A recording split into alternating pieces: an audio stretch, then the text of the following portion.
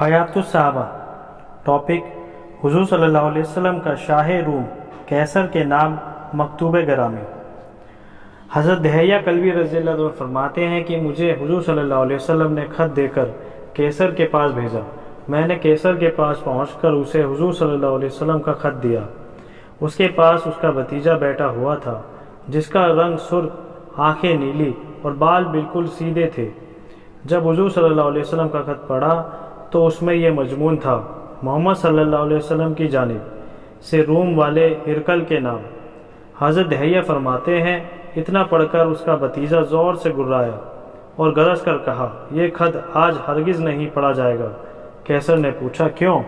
اس نے کہا، اس وجہ سے کہ ایک تو اس نے خط اپنے نام سے شروع کیا اور دوسرا یہ کہ آپ کو روم والا لکھا ہے، شاہ روم نہیں لکھا۔ کیسر نے کہا، نہیں، تمہیں یہ خط ضرور پڑھنا پڑے گا۔ جب اس نے سارا خط پڑھ کر سنا دیا، تمام درباری کیسر کے پاس سے چلے گئے تو کیسر نے مجھے اپنے پاس بلایا۔ جو پادری مدار المحام اور خاص مشیر تھا اسے پیغام دے کر بلایا۔ لوگوں نے بھی اس پادری کو ساری باتیں بتائیں، کیسر نے بھی بتائی۔ حضور صلی اللہ علیہ وسلم کا خط پڑھنے کے لیے دیا تو اس پادری نے کیسر سے کہا، یہ تو وہی شخص ہے جن کو ہم نے حضرت عیسیٰ علیہ السلام نے بشارت دی تھی۔ کیسر نے پادری سے کہا، میرے بارے میں آپ کا کیا حکم ہے؟ پادری نے جواب دیا، میں تو ان کی تصدیق کروں گا اور ان کی پیروی کروں گا۔ کیسر نے اس سے کہا کہ اگر میں ایسا کروں تو میری بادشاہت چلی جائے گی۔ اس کے بعد ہم کیسر کے پاس سے باہر نکل آئے۔ حضرت ابو سفیان رضی اللہ تعالیٰ عنہ ان دنوں تجارت کے لیے وہاں آئے ہوئے تھے۔ ان کو بلا کر کیسر نے ان سے پوچھا کہ جو آدمی تمہارے یہاں آیا ہوا ہے وہ کیسا ہے؟ ابو سفیان نے کہا، وہ جوان آدمی ہے۔ کیسر نے پوچھا، ان کا خاندان تم لوگوں میں کیسا ہے؟ ابو سفیان نے جواب دیا، ان کا خاندان ایسا اونچا ہے کہ کوئی خاندان اس سے بڑا ہوا نہیں۔ کیسر نے کہا، یہ نبوت کی نشانی ہے۔ پھر اس نے پوچھا کہ اس کی سچائی کس درجے کی ہے؟ ابو سفیان نے جواب دیا کہ انہوں نے کبھی جھوٹ نہیں بولا۔ تو کیسر نے کہا کہ یہ بھی نبوت کی ایک علامت ہے۔ پھر کیسر نے کچھ ذرا یہ تو بتاؤ کہ تمہارے ساتھیوں میں سے جو ان سے جا ملتا ہے کیا وہ تمہاری طرف واپس آتا ہے؟ ابو سفیان نے کہا، نہیں۔ کیسر نے کہا، یہ بھی نبوت کی ایک نشانی ہے۔ پھر کیسر نے پوچھا کہ جب وہ اپنے ساتھیوں کو لے کر جنگ کرتے ہیں تو کیا کبھی وہ مات بھی کھا پاتے ہیں؟ ابو سفیان نے کہا، ہاں، ان کی قوم نے ان سے کئی بار جنگ کی ہے، کبھی وہ ہرا دیتے ہیں، کبھی وہ ہار جاتے ہیں۔ کیسر نے کہا، یہ بھی نبوت کی نشانی ہے۔ حضرت دہیہ فرماتے ہیں کہ کیسر نے مجھے بلایا اور کہا، اپنے ساتھی کو میرا پیغام پہنچا دینا کہ میں اچھی طرح جانتا ہوں کہ وہ نبی ہیں، لیکن میں اپنی بادشاہت نہیں چھوڑ سکتا۔ حضرت دہیہ فرماتے ہیں کہ پادری کا یہ ہوا کہ لوگ ہر اتوار کو اس کے پاس جمع ہوتے تھے۔ وہ باہر ان کے پاس آ کر ان کو وعظ و نصیحت کیا کرتا تھا۔ اب جب اتوار کا دن آیا تو وہ باہر نہ نکلا، اگلے اتوار تک اندر ہی بیٹھا رہا اور اس دوران میں اس کے پاس آتا جاتا رہتا۔ وہ مجھ سے باتیں کیا کرتا اور مختلف سوالات کرتا رہتا۔ جب اگلا اتوار آیا تو لوگوں نے اس کے باہر آنے کا بڑا انتظار کیا، لیکن وہ باہر نہ آیا بلکہ بیماری کا بہانہ کر دیا۔ اس نے ایسا کئی بار کیا۔ پھر تو لوگوں نے اس کے پاس یہ پیغام بھیجایا، تو تم ہمارے پاس باہر آؤ، نہیں تو ہم زبردستی اندر آ کر تم کو قتل کر دیں گے۔ ہم لوگ تو تجھے اسی دن سے بدلا ہوا پاتے ہیں جب وہ عربی آدمی آیا ہے۔ تو پادری نے مجھ سے کہا، میرا یہ خط لے لو، اپنے نبی کو جا کر یہ خط دے دینا، ان کو میرا سلام کہنا، ان کو یہ بتا دینا کہ میں اس بات کی گواہی دیتا ہوں کہ اللہ کے سوا کوئی معبود نہیں اور محمد صلی اللہ علیہ وسلم اللہ کے رسول ہے۔ یہ بھی بتا دینا کہ میں ان پر ایمان لے آ چکا ہوں، ان کو سچا مان چکا ہوں اور میں ان کی پیروی کر چکا ہوں۔ اور یہ بھی بتا دینا کہ یہاں والوں کو ایمان لانا برا لگا ہے اور جو کچھ تم دیکھ رہے ہو وہ بھی ان کو پہنچا دینا۔ اس کے بعد وہ پادری باہر نکلا تو لوگوں نے اسے شہید کر دیا۔ بہت سے علم والے کہتے ہیں کہ ہرقل نے حضرت دہیہ رضی اللہ تعالیٰ عنہ سے کہا، تمہارا بھلا ہو، اللہ کی قسم مجھے پورا یقین ہے کہ تمہارے حضرت اللہ کے بھیجے ہوئے نبی ہیں اور یہ وہی ہے جن کا ہم انتظار کر رہے تھے۔ ان کا ذکر ہم اپنی کتابوں میں پاتے ہیں، لیکن مجھے رومیوں سے اپنی جان کا خطرہ ہے۔ اگر یہ خطرہ نہ ہوتا تو میں ان کی ضرور پیروی کر لیتا۔ تم جغارد پادری کے پاس جاؤ، اپنے حضرت کی بات ان کے سامنے رکھو، کیونکہ ملک روم میں وہ مجھ سے بڑا ہے، اس کی بات بہت زیادہ چلتی ہے۔ حضرت دہیہ نے اسے جا کر ساری بات بتائی تو اس نے حضرت دہیہ سے کہا کہ اللہ کی قسم، تمہارے حضرت واقعی اللہ کے بھیجے ہوئے نبی ہیں، ہم ان کو ان کی صفات اور ان کے نام سے جانتے ہیں۔ پھر وہ اندر آیا اور اس نے اپنے کپڑے اتارے اور سفید کپڑے پہنے اور باہر اہل روم کے پاس آیا اور کلمہ شہادت پڑھا۔ وہ سب اس پر پل پڑے اور اسے شہید کر ڈالا۔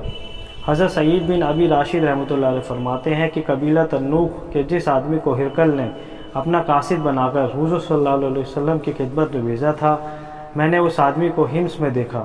وہ میرا پڑوسی تھا، بہت بوڑھا، مرنے کے قریب پہنچ چکا تھا۔ میں نے اس سے کہا کہ ہرقل نے حضور صلی اللہ علیہ وسلم کو جو پیغام بھیجا تھا، اور پھر حضور صلی اللہ علیہ وسلم نے ہرقل کو جو جواب بھیجوایا تھا، کہ آپ مجھے اس کے قریب میں نہیں بتاتے؟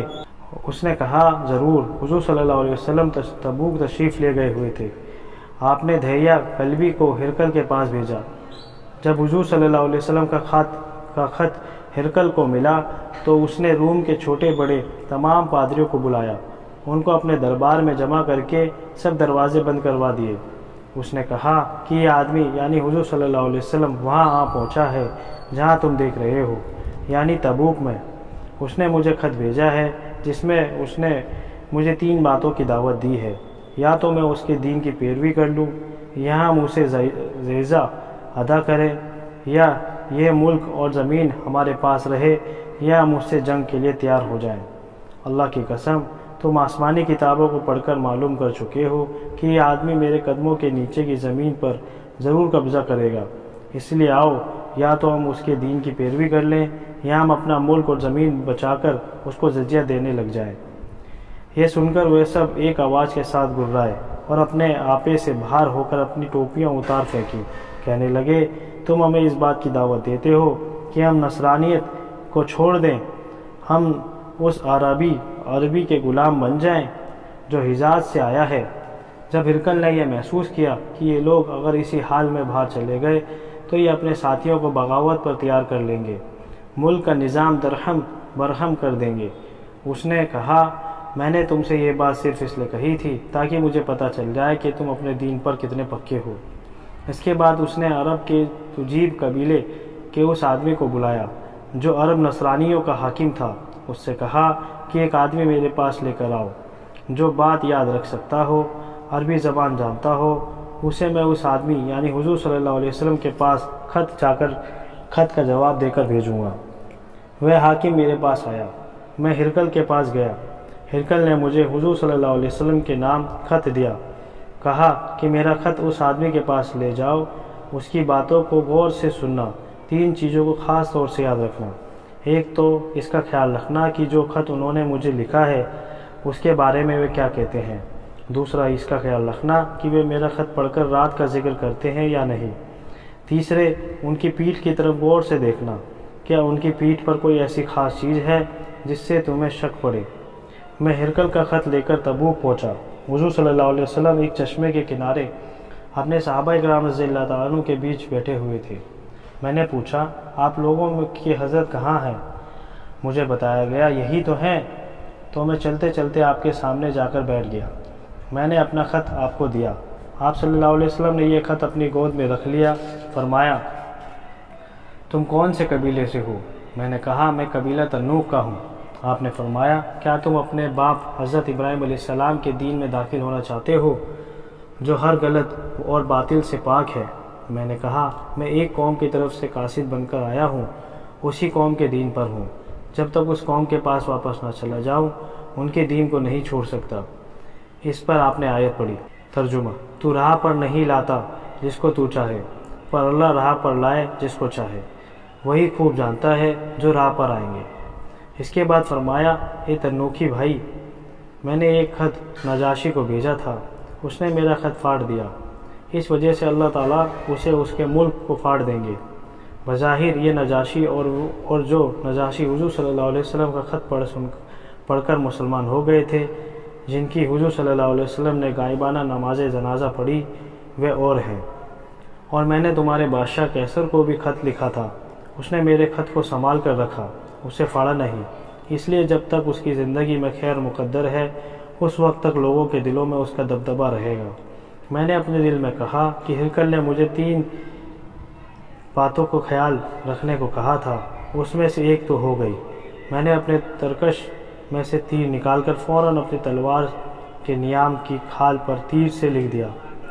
پھر حضور صلی اللہ علیہ وسلم نے وہ خط اپنی بائیں طرف والے ایک آدمی کو دیا۔ میں نے پوچھا کہ یہ خط پڑھنے والے صاحب کون ہیں؟ لوگوں نے بتایا یہ حضرت معاویہ ہیں۔ حضرت معاویہ خط پڑھنے لگے۔ ہرقل نے اس خط میں یہ مضمون تھا کہ آپ مجھے ایسی جنت کی دعوت دے رہے ہیں جس کی چوڑائی آسمانوں اور زمین کے برابر ہے اور جو اللہ سے ڈرنے والے کے لیے تیار کی گئی ہے۔ جب آسمانوں اور زمین کے برابر جنت ہو گئی تو دوزخ کہاں ہوگی؟ تو آپ نے فرمایا سبحان اللہ، جب دن آ جاتا ہے تو رات کہاں چلی جاتی ہے؟ میں نے اپنے ترکش میں سے تیر نکال کر اپنی تلوار کے نیام پر اس بات کو بھی لکھ لیا۔ جب آپ میرے خط کو سن چکے تو آپ نے مجھ سے فرمایا تم میرے پاس قاصد بن کر آئے ہو، تمہارا ہم پر حق ہے، اگر ہمارے پاس تحفے کے طور پر دینے کے لیے کوئی چیز ہوئی تو ہم تمہیں ضرور دیں گے، کیونکہ اس وقت ہم سفر میں ہیں اور راستے کا سامان بالکل ختم ہو چکا ہے۔ لوگوں میں سے ایک آدمی نے بلند آواز سے کہا میں اس کو تحفہ دیتا ہوں۔ اس نے اپنا سامان کھولا، ایک سفریہ اردن کے شہر سفورہ کا بنا ہوا جوڑا لا کر انہوں نے میری گود میں رکھ دیا۔ میں نے پوچھا یہ جوڑا دینے والے صاحب کون ہیں؟ مجھے بتایا گیا حضرت عثمان رضی اللہ تعالیٰ عنہ۔ پھر حضور صلی اللہ علیہ وسلم نے فرمایا اس قاصد کو کون اپنا مہمان بنائے گا؟ ایک نوجوان انصاری نے کہا میں بناؤں گا۔ وہ انصاری کھڑے ہوئے تو میں بھی ان کے ساتھ کھڑا ہو گیا۔ جب میں آپ کی مجلس سے باہر چلا گیا تو آپ نے مجھے آواز دی اے تنوکھی بھائی، تو میں واپس آیا، آپ کے سامنے پہلے جہاں کھڑا ہوا تھا وہاں آ کر بیٹھ گیا۔ آپ نے اپنی پیٹھ مبارک سے چادر اتار دی، فرمایا جو کام تم کو کہا گیا تھا وہ کام تم ادھر آ کر کر لو، یعنی مہر نبوت دیکھ لو۔ میں گھوم کر حضور صلی اللہ علیہ وسلم کی پیٹھ کی طرف گیا، مجھے کندھے کی نرم ہڈی پر مہر نبوت نظر آئی جو کبوتر کے انڈے کے برابر تھی۔ حضرت ابن عباس رضی اللہ عنہ فرماتے ہیں کہ حضرت ابو سفیان رضی اللہ تعالیٰ عنہ نے ان سے بیان کیا کہ جس زمانے میں حضور صلی اللہ علیہ وسلم نے ابو سفیان اور کفار قریش سے صلح کر رکھی تھی، اس زمانے میں حضرت ابو سفیان قریش کے ایک تجارتی قافلے کے ساتھ ملک شام ہو گئے ہوئے تھے۔ وہاں کے لوگ ایلیا شہر میں ٹھہرے ہوئے تھے۔ ہرقل نے قاصد بھیج کر ان کو اپنے پاس بلایا۔ یہ لوگ ہرقل کے پاس گئے، اس نے ان سب کو اپنے دربار میں بٹھایا۔ وہاں روم کے بڑے بڑے سردار بھی تھے، ان کو بھی جمع کیا۔ ایک ترجمان کو بلا کر کہا جس آدمی نے نبوت کا دعویٰ کیا ہے تم میں سے کون سا نسب میں ان سے سب سے زیادہ قریب ہے؟ حضرت ابو سفیان فرماتے ہیں میں نے کہا میں نسب میں ان کے سب سے زیادہ قریب ہوں۔ تو ہرقل نے کہا اس آدمی کو میرے قریب کرو، اس کے ساتھیوں کو اس کے پیچھے قریب ہی بٹھا دو۔ پھر اس نے اپنے ترجمان سے کہا ان سے یہ کہہ دو کہ میں نبوت کا دعویٰ کرنے والی آدمی کے بارے میں ان سے یعنی ابی سفیان سے پوچھوں گا، اگر یہ مجھ سے غلط بیان کرے تو تم فوراً ٹوک دینا۔ حضرت ابو سفیان فرماتے ہیں کہ اللہ کی قسم اگر مجھے یہ خطرہ نہ ہوتا کہ میرے ساتھی مجھے جھوٹا مشہور کر دیں گے تو میں حضور صلی اللہ علیہ وسلم کے بارے میں اس دن ضرور غلط بیانی سے کام لے لیتا۔ پھر ہرقل نے مجھ سے سب سے پہلا یہ سوال کیا اس آدمی کا تمہارے میں نسب کیسا ہے؟ میں نے کہا وہ ہمارے میں بڑے نسب والا ہے۔ پھر اس نے پوچھا کیا اس سے پہلے تم میں کسی اور نے بھی یہ دعویٰ کیا ہے؟ میں نے کہا نہیں۔ پھر اس نے پوچھا کیا اس کے بڑوں میں کوئی بادشاہ گزرا ہے؟ میں نے کہا نہیں۔ پھر اس نے پوچھا کہ کیا بڑے اور طاقتور لوگوں نے ان کی پیروی کی ہے یا چھوٹے اور کمزور لوگوں نے؟ میں نے کہا چھوٹے اور کمزور لوگوں نے۔ پھر ان سے پوچھا ان کے ماننے والوں کی تعداد بڑھ رہی ہے یا گھٹ رہی ہے؟ میں نے کہا بڑھ رہی ہے۔ پھر اس نے پوچھا کیا ان کے ماننے والوں میں سے کوئی ان کے دین میں داخل ہونے کے بعد ان کی دین کو برا سمجھ کر دین سے پھرا ہے؟ میں نے کہا نہیں۔ پھر اس نے پوچھا کہ کیا اس دعویٰ کرنے سے پہلے تم لوگوں نے کبھی ان پر جھوٹ بولنے کا الزام لگایا ہے؟ میں نے کہا نہیں۔ پھر ان سے پوچھا کہ کیا کبھی وہ معاہدے کے خلاف ورزی کرتے ہیں؟ میں نے کہا نہیں، لیکن آج کل ہمارا ان سے ایک معاہدہ چل رہا ہے، ہمیں پتہ نہیں کہ وہ اس معاہدے کے بارے میں کیا کریں گے۔ حضرت ابو سفیان فرماتے ہیں کہ میں تیسری گفتگو میں حضور صلی اللہ علیہ وسلم کے خلاف اس جملے کے علاوہ اور کوئی جملہ نہیں بڑھا سکا۔ پھر ہرقل نے پوچھا کیا کبھی تمہاری اسے جنگ ہوئی ہے؟ میں نے کہا نہیں۔ ان سے کہا ان سے جنگ کرنے کا کیا نتیجہ نکلا؟ میں نے کہا برابر سرابر، کبھی وہ جیت جاتے کبھی ہم جیت جاتے۔ پھر ان سے پوچھا وہ تمہیں کن باتوں کا حکم دیتے ہیں؟ میں نے کہا وہ کہتے ہیں کہ ایک اللہ کی عبادت کرو، اس کے ساتھ کسی کو شریک نہ ٹھہراؤ، تمہارے بڑے جو کہتے ہیں اسے چھوڑ دو، وہ ہمیں نماز پڑھنے، سچ بولنے، پاک دامنی، صلہ رحمی کا حکم دیتے ہیں۔ اس نے ترجمان سے کہا کہ ان کو یہ کہو کہ میں نے تم سے اس کے نسب کے بارے میں پوچھا، تم نے بتایا کہ وہ تم لوگوں میں سب سے بڑے نسب والے ہیں، اور تمام رسول اسی طرح اپنی قوم کے اعلیٰ نسب میں بھیجے جاتے ہیں۔ میں نے تم سے پوچھا کیا اس سے پہلے تم میں سے کسی اور نے بھی یہ دعویٰ کیا؟ تم نے بتایا کہ نہیں۔ تو میں نے دل میں کہا کہ اگر ان سے پہلے کسی اور نے بھی دعویٰ کیا ہوتا تو میں یہ کہتا کہ اس کی دیکھا دیکھی یہ بھی وہی دعویٰ کرنے لگا ہے۔ اور میں نے تم سے پوچھا کیا اس کے بڑوں میں کوئی بادشاہ گزرا ہے؟ تم نے بتایا کہ نہیں۔ اگر ان کے بڑوں میں کوئی بادشاہ گزرتا تو میں کہتا کہ یہ آدمی اپنے باپ دادا کی بادشاہت حاصل کرنا چاہتا ہے۔ میں نے تم سے پوچھا کیا اس دعویٰ کرنے سے پہلے تم لوگوں نے ان پر جھوٹ بولنے کا الزام لگایا ہے؟ تم نے کہا نہیں۔ میں نے اس سے یہ سمجھا کہ یہ نہیں ہو سکتا کہ ایک آدمی انسانوں کے معاملوں میں تو جھوٹ بولنا گوارا نہ کرے اور اللہ کے معاملے میں جھوٹ بول دے۔ میں نے تم سے پوچھا کیا بڑے اور طاقتور لوگوں نے ان کی پیروی کی ہے یا چھوٹے اور کمزور لوگوں نے؟ تو تم نے یہ بتایا کہ چھوٹے اور کمزور لوگوں نے ان کی پیروی کی ہے۔ یہ لوگ شروع میں رسول کے ماننے والے ہوتے ہیں۔ میں نے تم سے پوچھا کہ ان کے ماننے والوں کی تعداد بڑھ رہی ہے یا گھٹ رہی ہے؟ تم نے بتایا کہ بڑھ رہی ہے، اور ایمان کی شان یہی ہے یہاں تک کہ پورا ہو۔ میں نے تم سے پوچھا کہ کیا ان کے ماننے والوں میں سے کوئی ان کے دین میں داخل ہونے کے بعد ان کے دین کو برا سمجھ کر دین سے پھرا ہے؟ تم نے بتایا کہ نہیں۔ ایمان کی مٹھاس جب دلوں میں رچ جاتی ہے تو ایسے ہی ہوا کرتا ہے۔ میں نے تم سے پوچھا کہ کیا کبھی وہ معاہدے کے خلاف ورزی کرتے ہیں؟ تم نے کہا بتایا کہ نہیں۔ اسی طرح رسول معاہدے کے خلاف ورزی نہیں کرتے۔ میں نے تم سے پوچھا کہ وہ تمہیں کن باتوں کا حکم دیتے ہیں؟ تم نے بتایا کہ وہ تمہیں اس بات کا حکم دیتے ہیں کہ تم اللہ کی عبادت کرو، اس کے ساتھ کسی چیز کو شریک نہ ٹھہراؤ۔ وہ تمہیں بتوں کی عبادت سے روکتے ہیں، تمہیں نماز پڑھنے، سچ بولنے، پاک دامنی کا حکم دیتے ہیں۔ یہ ساری باتیں تو تم نے کہی ہیں۔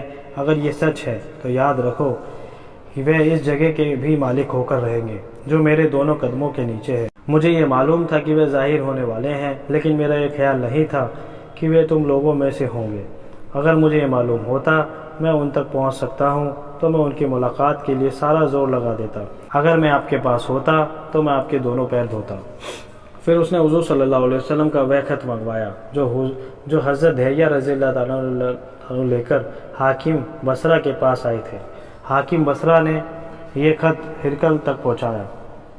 اس خط میں یہ مضمون تھا: بسم اللہ الرحمن الرحیم، اللہ کے رسول محمد بن عبداللہ کی طرف سے ہرقل کے نام جو روم کا بڑا ہے اس پر سلامتی ہو جس نے ہدایت کو اختیار کیا۔ اما بعد، میں تم کو اسلام کی دعوت دیتا ہوں، مسلمان ہو جاؤ، سلامتی پالو گے، اللہ تعالیٰ تم کو دگنا اجر عطا فرمائیں گے، اور اگر تم نے اسلام سے منہ پھیرا تو تمہاری ریا کا گناہ بھی تم پر ہوگا۔ اہل کتاب، آؤ اس کلمے کی طرف جو ہمارے اور تمہارے بیچ برابر ہے، اور یہ ہے کہ ہم صرف اللہ کی عبادت کریں، اس کے ساتھ کسی کو چیز کو شریک نہ کریں، اللہ تعالیٰ کے علاوہ ایک دوسرے کو خدا نہ بنائیں۔ اگر اہل کتاب اس دعوت سے منہ پھیر لیتے ہیں تو مسلمانوں تم کہہ دو کہ ہم یقیناً مسلمان ہیں۔ حضرت ابو سفیان فرماتے ہیں کہ جب وہ اپنی بات کہہ چکا، خط سنا چکا، تو اس کی مجلس میں ایک شور و شغب برپا ہو گیا، سب لوگ زور شور سے بولنے لگے۔ اس نے ہمیں مجلس سے باہر بھیج دیا۔ جب ہم باہر آئے تو میں نے اپنے ساتھیوں سے کہا، ابن ابی کبشہ کفار مکہ حضور صلی اللہ علیہ وسلم کو ابن ابی کبشہ کہا کرتے تھے۔ اس معاملہ کا اتنا زور دار ہو گیا کہ بنو افسر یعنی رومیوں کا بادشاہ بھی ان سے ڈرنے لگ گیا۔ اس کے بعد مجھے پختہ یقین ہو گیا تھا کہ حضور صلی اللہ علیہ وسلم غالب ہو کر رہیں گے، یہاں تک کہ اللہ نے مجھے اسلام سے نواز دیا۔ زہری کہتے ہیں کہ ابن نطور ایلیا کا حاکم اور ہرقل کا دوست اور شام کے نصارہ کا بڑا پادری تھا۔ اس نے بتایا کہ ہرقل جب ایلیا یعنی بیت المقدس آیا ہوا تھا تو ایک دن صبح کے وقت بڑا پریشان دکھی تھا۔ اس سے اس کے ایک بڑے پادری نے کہا، آپ کی طبیعت ٹھیک نہیں ہو رہی ہے۔ ابن ناطور کا بیان ہے کہ ہرقل نجومی تھا اور ستاروں کا علم جانتا تھا۔ پادری کے پوچھنے پر اس نے بتایا کہ ستاروں میں غور کرنے سے مجھے پتہ چلا ختنہ والے بادشاہ کا دنیا میں ظہور ہو چکا ہے۔ تم یہ بتاؤ کہ لوگوں میں سے کس قوم میں ختنے کا رواج ہے؟ انہوں نے کہا کہ صرف یہودی ختنہ کرتے ہیں، اور یہودیوں کی طرف آپ کو پریشان ہونے کی ضرورت نہیں۔ اپنے ملک کے تمام شہروں میں یہ حکم نامہ بھیج دیں کہ وہاں جتنے یہودی ہیں وہ سب قتل کر دیے جائیں۔ ان لوگوں میں سے ابھی یہ گفتگو ہو رہی تھی کہ اتنے میں غسان کے بادشاہ کا بھیجا ہوا قاصد آ چکا۔ اس نے ان کو حضور صلی اللہ علیہ وسلم کے بارے میں خبر دی۔ اس سے ساری خبر معلوم کرنے پر لوگوں سے کہا کہ جاؤ پتہ کرو اس قاصد نے ختنہ کرایا ہوا ہے یا نہیں۔ ان لوگوں نے تحقیق کرنے کے بعد ہرقل کو بتایا کہ اس نے ختنہ کرایا ہوا ہے۔ پھر ہرقل نے اس قاصد سے عربوں کے بارے میں پوچھا تو اس نے بتایا عربوں میں ختنہ کا رواج ہے۔ اس پر ہرقل نے کہا کہ یہ عرب قوم کے بادشاہ ہیں جن کا ظہور ہو گیا ہے۔ پھر ہرقل نے اپنے ایک ساتھی کو اس کے بارے میں خط لکھا جو رومیہ میں رہتا تھا اور علم نجوم میں اسی طرح ماہر تھا۔ خود ہرقل وہاں سے ہمس چلا گیا۔ ابھی ہرقل ہمس پہنچا نہیں تھا کہ رومیہ سے اس کے ساتھی کا جواب آ گیا، جس میں وہ ہرقل کی رائے سے پورا اتفاق کر رہا تھا کہ واقعی اس نبی کا ظہور ہو گیا ہے جو عرب قوم کا بادشاہ ہے۔ ہرقل نے ہمس میں اپنے محل کے کھلے پارک میں روم کے بڑے سرداروں کو جمع کیا۔ پھر اس نے دروازے بند کرنے کا حکم دیا۔ تمام دروازے بند کر دیے گئے۔ پھر اس نے محل میں ایک جھروکے سے ان کے سامنے آ کر ان سے یہ کہا کہ اے روم کے سرداروں، کیا تم چاہتے ہو کہ تم کو کامیابی اور ہدایت ملے، تمہارے پاس تمہارا ملک باقی رہے؟ اگر تم یہ چاہتے ہو تو اس نبی کی پیروی کر لو۔ یہ سنتے ہی وہ سارے سردار بدک گئے، وحشی گدھوں کی طرح دروازوں کی طرف دوڑے، لیکن انہوں نے دیکھا کہ دروازے تو سارے بند ہیں۔ ہرقل نے جب ان کا اس طرح بھاگنا دیکھا وہ ان کے ایمان قبول کرنے سے نا امید ہو گیا، اور اس نے حکم دیا کہ ان سب کو میرے پاس واپس لاؤ۔ وہ واپس آئے تو اس نے ان سے کہا کہ میں تو یہ بات صرف اس لیے کہی تھی کہ تم مجھے پتہ لگ جائے کہ تم اپنے دین پر کتنے پختہ ہو۔ اب مجھے یقین ہو گیا ہے تم اپنے دین پر پکے ہو۔ اس پر وہ سب ہرقل کے آگے سجدے میں گر گئے، اس سے خوش ہو گئے۔ ہرقل کے قصے کا آخری انجام یہی ہوا کہ وہ ایمان نہ لایا۔